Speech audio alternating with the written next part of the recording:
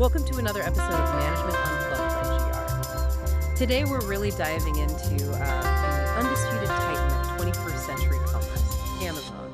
We aren't just looking at a successful retailer here. We're looking at a company that's become, well, almost the operating system for huge parts of the economy. And that brings us to this central puzzle, this paradox we need to unpack. How can a company that gives us such amazing convenience and, often lower prices, how can it also be seen by, serious analysts as a fundamental threat to the market itself? That's a great way to frame it, because the sheer scale, when you look at the source material, it's just kind of mind-boggling. Even back in, 2015, Amazon was already pulling in $107 billion in revenue and capturing almost 46% of all online shopping. That's huge.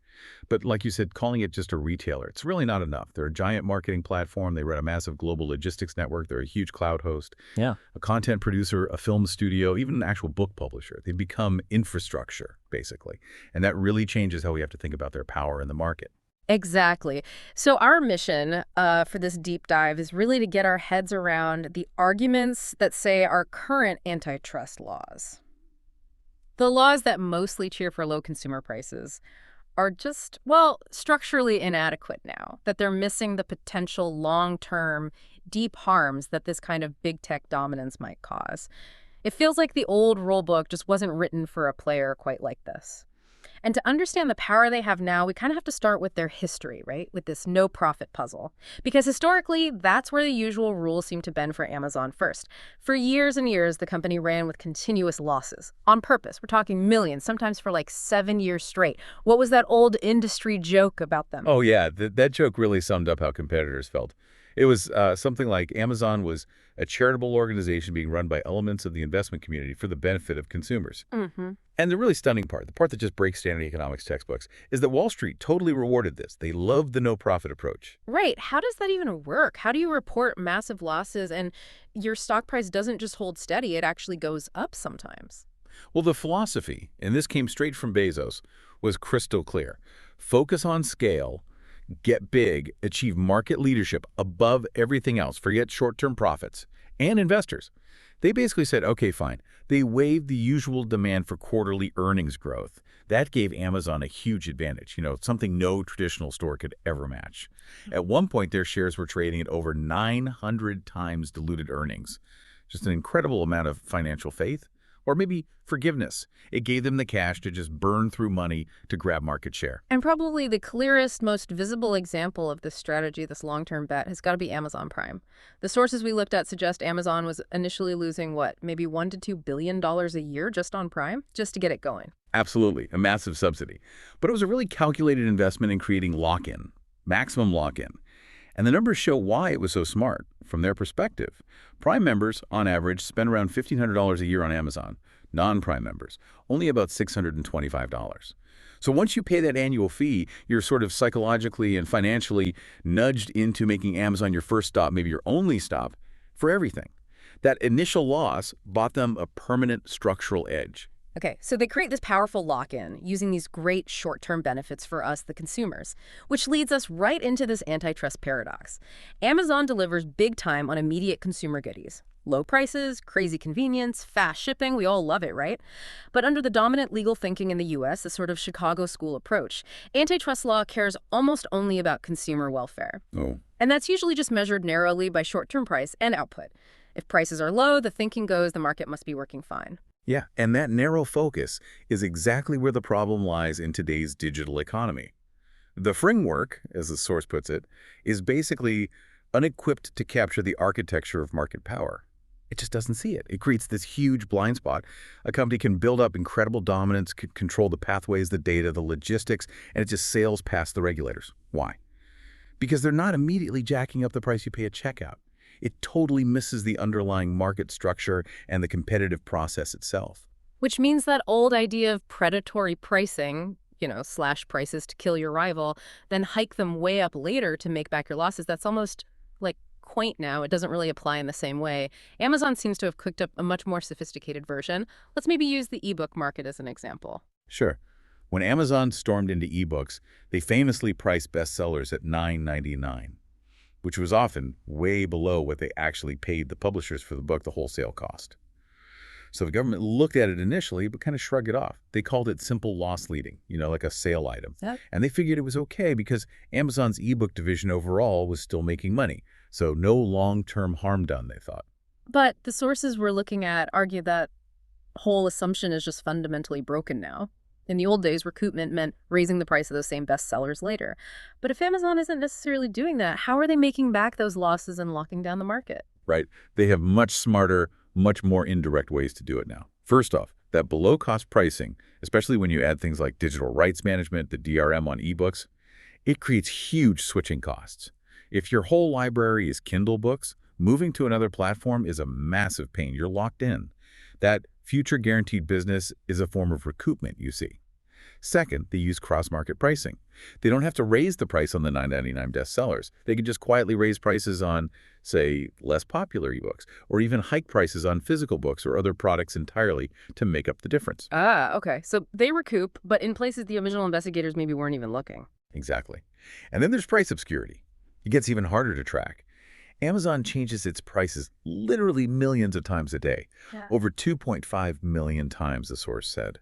Plus, they definitely have the technical ability to do personalized pricing, first-degree price discrimination, charging different people different prices for the same thing. So trying to spot a single, coordinated, predatory price hike across the board, almost impossible. And finally, if they can't squeeze more money out of the buyer directly, well, they can squeeze their suppliers. They make back losses by charging publishers higher fees for essential things like just getting a pre-order button on their books page. This can actually hurt the quality and variety of books available, which is a subtle kind of harm to consumers that a simple price check completely misses. Wow. That strategy, using intentional losses to basically bully the market, it really comes into focus with the diapers.com story. Quidsi, right? Tell us about that. Yeah, Quidsi. They ran diapers.com, a pretty successful online retailer. Amazon wanted to buy them. Quidsi said no. Amazon's reaction was swift and brutal. They slashed their own diaper prices by up to 30%. And they used automated pricing bots to constantly monitor and undercut Quidsi's prices, whatever they were. And Quidsi actually did the math on this, didn't they? They figured out what Amazon was spending. They did. They estimated Amazon was on track to lose $100 million in just 3 months, just in the diaper category. 100 million. That's not just competition. That's like financial warfare. It's Yeah. designed purely to intimidate. It's an absolutely overwhelming display of financial muscle. And it worked. Quidsi felt forced to sell to Amazon. And here's the really telling part. They apparently turned down a higher offer from Walmart. They took less money. Out of fear. Simple fear. They thought Amazon was willing to bleed money indefinitely to crush them, and they figured it was better to sell to the aggressor than fight a battle they couldn't possibly win. And guess what happened after Amazon bought them? Prices went back up. Discounts got smaller. This whole episode just demolishes that old Chicago school idea that if a dominant firm raises prices, new competitors will just magically appear. They won't. Because no sane investor is going to fund a startup knowing that its main competitor is a giant willing to lose limitless amounts of money just to kill them off. The entry barrier becomes insurmountable fear. Okay, that really sets the stage for the next big issue the sources raise, this whole integration problem. Amazon has cleverly positioned itself as, like, essential infrastructure for the digital economy, which puts it in this really complicated dual role. It's both a competitor and the service provider for its own rivals. Yes, and that dual role creates these deep, inherent conflicts of interest that the old antitrust thinking just wasn't designed to handle. Take logistics, shipping. Because Amazon ships such insane volumes, they negotiated massive discounts from carriers like UPS and FedEx. We're talking up to 70% off. This created something called the waterbed effect. The waterbed effect, how does that work? Well, the carriers, UPS and FedEx, they still needed to make their money, right? They lost revenue, giving Amazon those huge discounts. So they basically had to raise prices for their other customers, the smaller, independent retailers, to make up the difference. So Amazon's dominance directly made shipping more expensive for its own competitors. And then, conveniently, Amazon steps in with its own service, Fulfillment by Amazon FBA, offering to handle warehousing and shipping for those same small sellers. And let me guess, FBA started looking cheaper for those small guys than shipping directly with UPS or FedEx, right? Got it. So these competitors become totally dependent on their biggest rival just to get their products to customers. They're literally paying the company that's trying to beat them. Precisely. And it's not just about the fees. Amazon gains enormous leverage, mountains of sensitive business data, and control over that whole supply chain. The sources strongly suggest Amazon can, and maybe does, use its position in FBA, its control over logistics, its data, to subtly favor its own products over those of the third-party sellers using FBA, even though those sellers are paying customers. And maybe the most advanced version of this kind of, well, exploitation happens on the Amazon marketplace itself, which you described earlier almost like a giant lab. It really is the ultimate information arbitrage setup. You've got, over 2 million third-party sellers who basically need Amazon to reach customers. They don't have another choice, really. Every sale they make, every customer interaction, it's like free market research for Amazon. Amazon tracks incredibly detailed customer behavior stuff traditional stores could only dream about knowing. What kind of data? It's more than just seeing what sells, isn't it? Oh, much more. They track what people search for but can't find on the site, what product images their mouse hovers over, which items suddenly start trending. They use all this incredibly detailed real-time data to spot winning products. And then they often launch their own competing version, usually under the Amazon Basics private label.